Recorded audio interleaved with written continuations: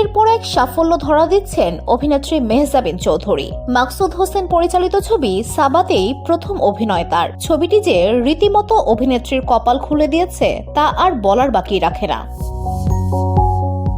দেশের প্রেক্ষাগৃহে মুক্তির আগেই আন্তর্জাতিক বিভিন্ন চলচ্চিত্র উৎসব দাপিয়েছে মেহজাবিনের এই ছবিটি। প্রথমে টরন্টো আন্তর্জাতিক চলচ্চিত্র উৎসব, এরপর বুসান উৎসব, ইন্দোনেশিয়া, সৌদি আরবের রেড সি উৎসব। এমন কোনো জায়গা বাকি নেই যেখানে সাবার সাফল্য উঠে আসেনি। কিন্তু এখানেই থেমে যায়নি সাবার সাফল্য। সম্প্রতি ভারতের বেঙ্গালুরুতে এক আন্তর্জাতিক চলচ্চিত্র উৎসবের আয়োজন করা হয়, আর সেখানে মেহজাবিনের সাবার জয় জয়কার। অর্থাৎ সেই উৎসবে এশিয়ান সিনেমা কম্পিটিশনে তৃতীয় স্থান অর্জন করেছে বাংলাদেশি এই ছবিটি। ধুলো, ময়লা ও ক্ষতিকর ধূলিকণা থেকে নিমিষেই মুক্তি দেয় চৌধুরী এয়ার পিউরিফায়ার। এর শক্তিশালী সাকশন ঘরের কোনায় কোনায় লুকিয়ে থাকা সকল ধুলা টেনে ফিল্টার করে এবং বের করে আনে নির্মল ও স্বাস্থ্যকর হাওয়া।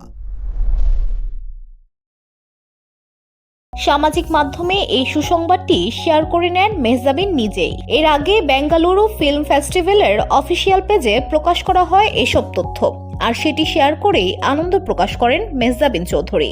মেহজাবিন লিখেছেন, আজকের সকালটা কত সুন্দর। বেঙ্গালুরু ফিল্ম ফেস্টিভ্যালের এশিয়ান সিনেমা কম্পিটিশনে তৃতীয় স্থান অর্জন করেছে ফিচার ফিল্ম সাবা। টিমের সবাইকে অভিনন্দন। সাবার মাধ্যমে 14 বছরের টিভি অভিনয় জীবন পেরিয়ে বড় পর্দায় নাম লিখিয়েছেন মেহজাবিন। এতে আরও অভিনয় করেছেন রোকেয়া প্রাচী ও মোস্তফা মনোয়ার। সিনেমাটির গল্প ও চিত্রনাট্য লিখেছেন শ্রীলোরা খান ও মাকসুদ হোসেন।